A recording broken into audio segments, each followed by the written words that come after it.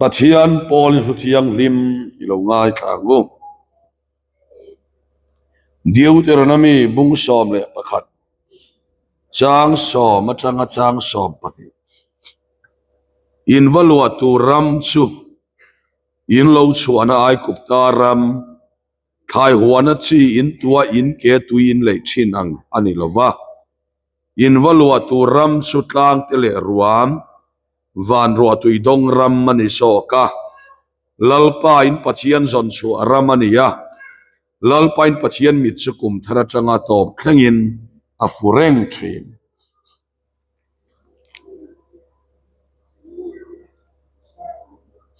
Joshua bung thum chang som palia changa chang som pasari Joshua bung thum chang som palia changa chang som pasari din heti hiania mi pui te chu Jordan lui kai tura an puanina ta an chua chuan thutlung bom zon tu pui thiam ho te chu mi pui te ma chuan an kala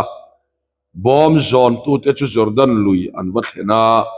bom zon tu pui thiam te ke chuan vau kam tui a han ra vele bu seng chung zong hi chuan Jordan lui hi a kuang zong zonga aliam reng thina chaklama changa tui lo luang thalai chu ading ta a la fea zarethan rambula adam khuwa chuan a in hlom ding talua tin araba tuifin riat allama luang chuk lai chu achat talova ti chuan mi puite chu Jericho khozon taka chuan kai ta a tin lalpa thu thlung bom zon tu pui thiam te chu Jordan lui laya leicharan ding reng maya tin mi pui ho zong chuan Jordan luyan kai fai vek thlengin Israel ho zong chu leichara chuan an kai ta veka tutlung thar lam sanchin tha markaziak mungli chang som thum panga atanga chang som li pakhat tin sumini veka chuan khuwa lo tlai lamin ani chuan an hena ral le lama soni ka yang u atia ti chuan mi puite chu kal sanin ama chu a om pa nga yang chuan longa chuan an kalpui ta nga la long dang te pon hena oma tin thlipuina satak alo thlea tui phone te chu longa chuan a phone lut lopa chuti chuan long chu alo khat don tamaya tin ani chu lukham chu khama mu helin long mai lama chuan a oma tin an kai thawa anena chuan zirtir tu kan boral hi poi tilovem ni an tia tin ani chu alo hara khi chu hawa dil nena po chuan ngoi la om hle lero atia tin khi chu abanga alo re ta chuap maya tin ani chuan nena enga tinge chuti e ma in hlau ni le rin na reng in la nei lawani mo atia tin hlau na me nin hlau talawa hemi hi tunge ni le thile dilam point thon oi hi anti loma athu lalpan kan satan mal min som sam ro se le na trong chai to lo me nga ko ran trong chai rual na kan nei to wa zanina hey rong bol to kem nei tur kan nia zanina hian enge ka soyango katia zanina ka thupuya tan chuan rale la mikayang bu ti mangin pathian thu an soi kan tumani rale la mikayang uti chu enge ni kan ti chuan amasaberin pakhatna chuan thuhlong hluya pathian in ai kupta tanga huai chuaka ai kupta tanga huai chua so kha pathian thil tumani lova pathian in atum puiram kanan rama huai lu atuma sumia lu tur chuan Jordan ral an kai nge yangai chu pakhatna ni panina chuan lal isua le zirtirte mi puisa nga khaya an eya ti chuan chuta chuan isuan tlang chunga te thua soya chumi zo chuan gentel ram gerzin ram te akai to dona chuta chuan athil ti theina pachian fapa anina tak tak atakaram huai te chunga athu neina mang chuak turin isuan ralela mikaya bu atiari chu chu zanina hian kan soitum ania eng wange kan ti chuan tuna ka soituang khan kan ram hi Christian na po kum sa chuang fe ani toa amai ro chu kanun hanen hian rale lam kai nun avang e maya pachian ina atum ram kanan ram kha pachian tumpui ania aom sia chu ti hian soita ila kapiang thar to lom di satya liam ngot hian ilova Christian kania lom di liam satya ringot hian ilova kain khom ve zau zau lom di satya ringot anilom so kanan ram so an soya Deuteronomia khan alo soilo kha in valwa tu ram chu ai kuptai in omlaya huan thai tu in lei a in ke in silang kha ni lo tang te ruam te ni ma sela van ruwa tu i dong ram ani so kan atiani kha chutiam chia chuan zanina hian chu Jordan ral chuan thole isua Christanum ram asoya asoitum ber ania min hetia Christian ni chau kha tong lova pachian Christian kania in khom thin kania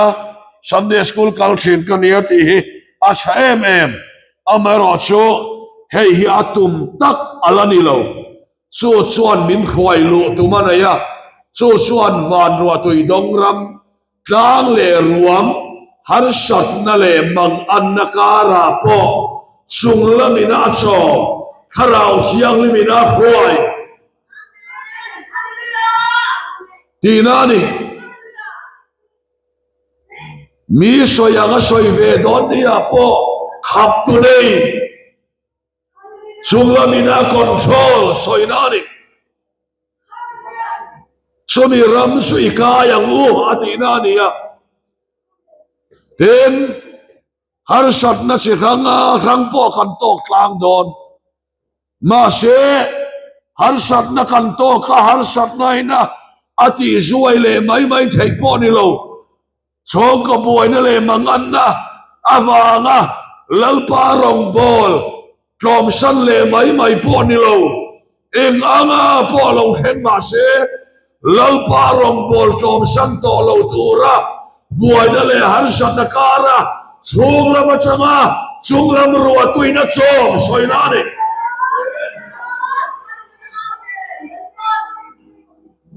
chuminun tak takachu zanina hian kan san ko kan au hian apoi mo tak meu ani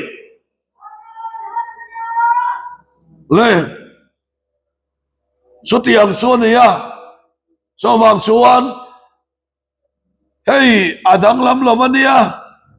pian thara wang hian mi nei ang kan nei don po ni lo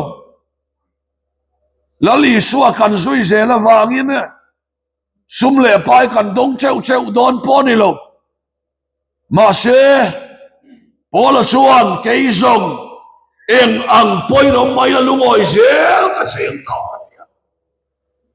adu ang lotin wanga lom thu soi mai ni to lo adu ang lotin lo ni apo lalpa lom kat lom zo he ra le lam kai non so ne suminun so zanina hian chang turin tunge kani tak tak ti he mani kanin chi apoi mo le den mi min fak na hi emoti vek lo tur mi zo hi kan cha thing pui hang kan du pon ni thai ti ti ni mai ti chi kan nia a thum min pek lai kan phun le thau sia thing pui hang kan du chuan sap dua thing pui hang ka du ti mai nam friend tak kan ni lawa nam thil pe hel sing tak trong cam cha te số chang ai mai trong cam cha in sia la man ti po kan pi le pu te ina an lo soi an lo ngai poi mo ni ma he so ti rual chuan trong cam cha kan uan lu tu ka mi ni lo pui po mi ni na soi chin nam kan ni mi an yang ang e khai sak lo he nun hi nei lo in tinga po hi kan om bang lo chu ai chuan ne in pe hel kham nam kan ni ya so wang chuan zanina hian ei kan khia fia poi mo len ka fia tlangwal pakhat hi ram nuai in ohluma tuma khuin a ngong a val vek thuya vala ngong hian a val vek to a pa pakhat kut bul aron kala kut le lam bul he aron vai phei lo maya so tlangwal in ohlum tum pa chuan chiana khoy mi nge hlim nai nei bik keila heta in ohlum tumin kom reng lungain kom reng sia lim nai nei son min lo pe vete atia so kut bul pa akut mora changa akiu le lam bul pa chuan kahlimani lo kanunga thaka kahia thei lo ni tia lo hir mai chuan alim bela ma se han bel chian tak khana hi ma lo ni lova anung thak ing eu hiat thei lo vel kha limang ina lo lang ringot mai ni sutiang sia chuan au te o zanina hian nun ral kai mi te nun ang ni lo nun dang lam nei mi te soi ang ni lo soi chin mi te tiang ti lo ti chin mi ti chin ti ve ngai lo chu tiang nun dang lam Krista chuan kan san na hun tak meu ton le so minun so zanina akan soi dua he nun ral kai kan nei theina hian kan ngai to asian poi mo len ka phia so kan ril ruwa lo om sela tin hela hi magdang lam em mai chu kei Christian nia ka hian ve khavelina nei lo khavelina pek anga ka pek lo seu he atia khavel pek chu nuai som thamuan na ron keng tel vea nuai ngaman zo son manga ang chana nuai thum man zo phei chuan rilu ha tlok so ni khavelin thamuan na pek he so apek ang hi akal bo puile maya pathianin thamuan na pek ve thukero chu PPK lian khoman zong an al huna po makatane thamuan na tur zong an al huna te lom na tur zong an sian vek huna te lom na thoro khani don ral khai sari lovinai tur chua don lo se ran huanga ranom lo se olive in ra chua don lo se kalom zela ka sanda ma mathia ra chua sunun nge su zanina hian nun ral kai ati sone chu rong bol na chu thi na lo chona kham thei to lo ei ka tia hian ka soi tha ti deu te bo hi kan chi ba ka tu soi ve te ka chang ron ti te po hi ti ma te po hiat an lo chang tak lawan hi ga ni an chuan lam te ho thei ti sathil hian an nu na lati buai na salatok hei hi ka ngai tu a chen ei zon na khovel te re thei awanga dik lo ta ka ti du mai na te pasiat awanga ril cham mu to awanga lalpa chi na tel mia lawa thil ti du mai na te nun ral kai thole Krista chuan om pe to lo hewa ava zoi ve kana soi chau zel don nakina ei kana soi chau zel anga chutiang ang nun ral kai chu zaina hian kan nei ahun ta le mai ti ka ngai tu na lo oma chu nun ral kai ni apani na nun ral kai chu ti hian an soi le taila lali suwa khovena lo kala kharau thiang li mina khata kharau thiang lima akha azia khoveli dan khiat nan rabuai ke chunga po thua nei ani tilan ti khai suwa thil tum pakhat ania nak nate rabuai te dia pula le atir kote ma chon tu rene mi pui te kharalan kai san ani ti kan mu ani unau te o zani na hian nei hi ka ngai tu na lo om su ania thil poi mo em ai chu sual mania sual chunga thu nei ngam lo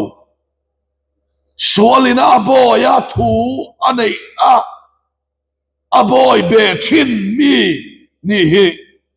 pola suan en boya ma kain phallo chuti suan Krista suan min chua tir to kha chuti suan boy ngong kola suan tang le to su chuti suan ding nget ula boy ngong kola suan tang le to su tin Galatia bunga sang khata min ko bua zaina hian launai mo suan namani mo harsat nani mo buai nani mo lo theng ma sela sumi sunga chuan thu ka nei zo ka ni ka chunga thu nei to lo ni ti nu ra kai chuan hey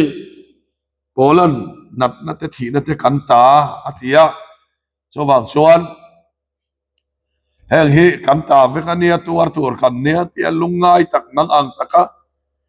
tur kan nia min ti aboy be reng biak po biak that nam lo har sat na le mang an na to lai chuan chút yang ang chu kan ni fo thina ma se helai hian kan ta ti om sia chu hey katar mi the kata ania wangin ka chunga thuan nei lo mani kata ata ka ni lova kata ani thina te mang an na te rethei na te hian kan chunga thuan nei chu ata kan nia dik lo ta ka ti lo puti po poi ka ti lo mai ma se kan ta ani chon kan chunga thuan nei ve to lo Isua telova tam tak ai chuan Isua ni nak ngei kha kan du mai ama khop chu nun ral khai chu ni Isua kadon soril tak kadon soril tak taka thu nei don lo ai chuan thu nei lova tam tak nei ai chuan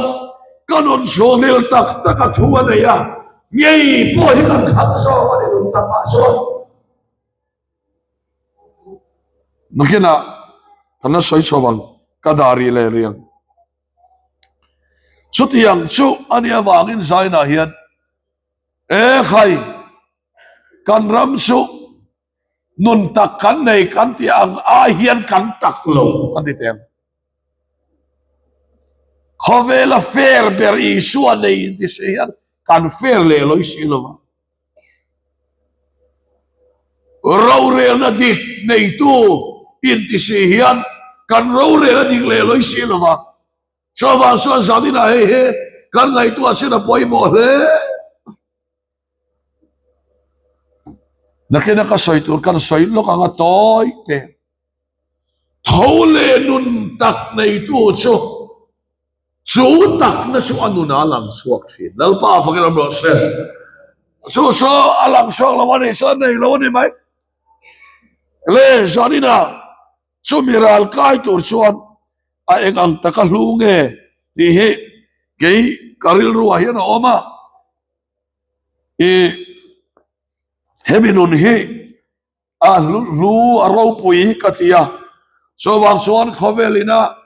apek ang nilo asu sakve thei lo kha kan nei awang hian nuna lima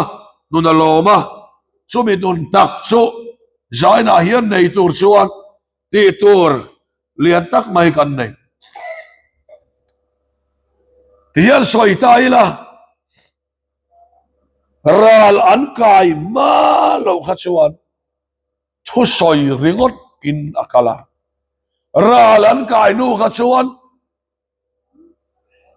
kha lui ral le lam an kai no kha chuan thil ti tak meu khan pachian fapa ani na alan tir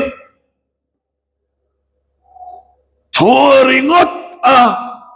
isua ka nei ani ti ai chuan ka soi tu zo na alang chuak thin ral kai nun chu lal pa fakir lo se ral kai nun chuan ka piang thala ni ti thoringot a ni lo ven a piang thal sei khotla nga chok tu alang chuak thin lal pa fakir lo se so nun ral kai chuan atakin mu theina alang chuak thin kanu nau lal sung kwa te khan nun thuro kan soi tak chu inu na kan va mulo ve anti ni ome chutan soi chu he ne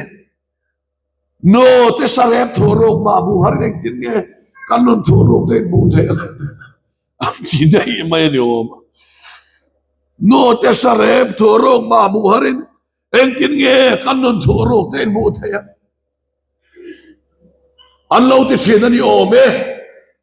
ma se chu tiang suani lo lali suwa khamo tuge ni ti achan na kha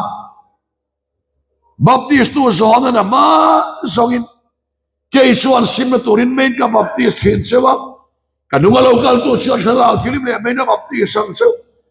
ke chuan phei kho khrui phel na po kanilo ken tia akhia chial mel telu nen baptist tu zona khan Herodaina luan tam don ne chuan asir tir te fatira isuan na local tu sum ti kan ini nge midang kan langa yang awahan siang lo siang devin ka khethoi tiang devani a siang lo khop isuan ek tir nge santa thu bokina sang lova thil ti na santa mit del te mitalo varta bengong te bengalo varta ke bai te ke dan kalta pasia te chan se sahilam dongta ti thui makil ro lal pa ke bose ti thui masil makil ro ani na dik takha mu thayaro lam suake johana hay ruala ni lo kal to su ke ba ge hi kani ati nani nun ral kai chu thua ni lovin thua chau ni lovin mu theya alang suak chin chomi chu zanina hian chang turin karo rong bol tu lo po nun ral kai nei kan du chuan rong bol tu kem antia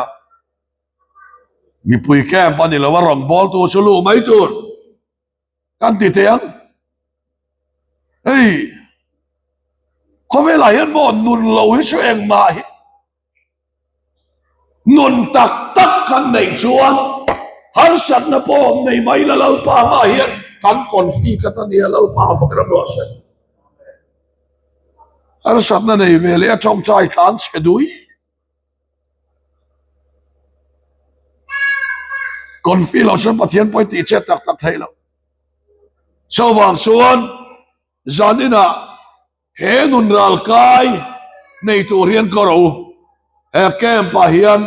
ilu tang u ti kha kain sa duwa den he nun ral kai mi an nei to suan lungoi nan nei a tlak sam na le mang an na alo hen poin a habaku kaziak khakan soinon lenga lovi nei tur suwa don lo seng ran huwa nga ran om lo se ran huwa nga ran om lo se kalomang olive in ra suwa lo se kalomang atilo olive in ra suwa lo khan mi khinga lo pheilo ran huwa nga ran om lo khan mi khinga lo pheilo ma se lalpa kalomang ati lalpa no se lalpa lo na kha anang sat e bawangin ran huwa nga ran om lo wanga alung ngai na khan lalpa lo na kha ti se palo zo mane lalpa lungoi na kha ti se palo zo mane chawang suan zanina chuti yang nun tak su kan yem le corruption kan ti de po hi mo he nun hi nei se chan tu mai kai an corrupt du hi karing lo re thei in ti lu tu ka wanga ei ro mai lo man ne ke ni su krista kan hausa bola no na to he ti sathila ne re thei te arin na hausa dorin pathian ni ruat no vem ni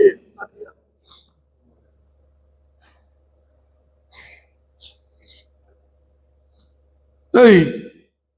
so wang suan mi rethenia in khian lu tuk hey moral lam hi ni ril lam hi mo hemi hi a corrupt suanin so ni mai ril ruwa hian enga ma nei lo ma se ho sai ti tat suan lem le thi ama bo ve lo la pa no se dik lo ta ka sumai lo hi ama bo ve mi lo ho sai ti tat lo sutia nga Krista rin nami hausa ni tur suan nun ral kai nei turin ko ro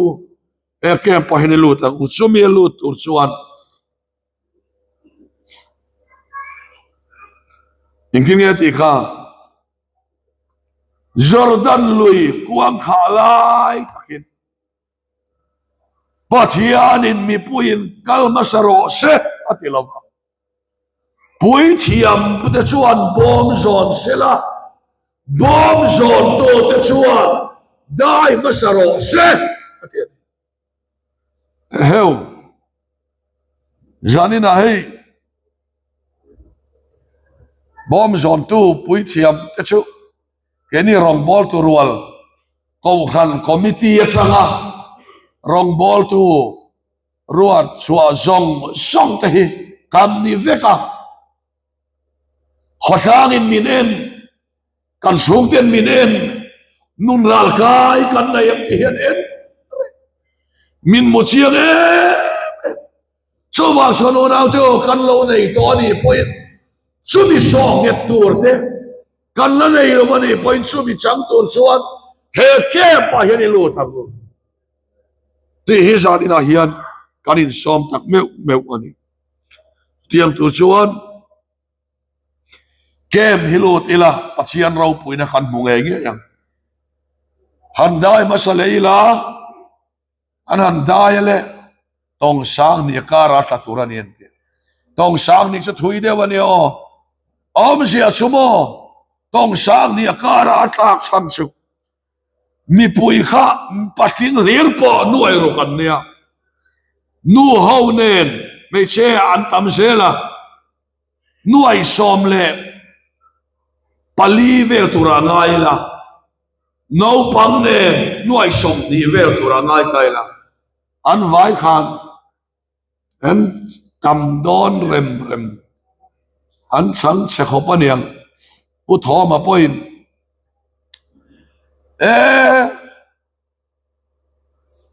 ai kuptara ma suasan Jordan lui an kan tur khat chang che takani anral vulai mandali tene mandali inge varak kan tiang che deu hin Bible ai zia kami ante TV ka polo mati amu chang che khop ma antam le anti khat siang ani anta me ma vain tong sang ni talakara atlang lo chuan pui thiam ten Jordan lui andai chakani ti khami puin an udon lo chawang chuan mi puin andai cha lai kha an hungei ngei kan top rong bo tur wan te na hian isua me hialang turani top dal ba ka bos mi puin andai chat lai kha an hungei ngei tur ani top mai ani lo son mi pui tan pen ngam ve thai ani don lo i kha siang ani chawang chuan sanina khayo he khotam he ram he nama he kau khan he chong ko hi lo dam sel thrinan khonge ke chong ko rong bol tu arwa chwa hian kan dai ma sang yo kan dai chata kan ne na kan chang sel don lalpa program ro se kan chong ko hian kan dai sel don kan chong ko hian kan dai anga Jordan ral su kan kaya nga lalpa ram tiam su kan heng nge don lalpa program ro se ram tiam i chuk te hoi heng tore nang ma nge khan on dai ma sang se atho kan soi ral pon kan sa kan ma som ro se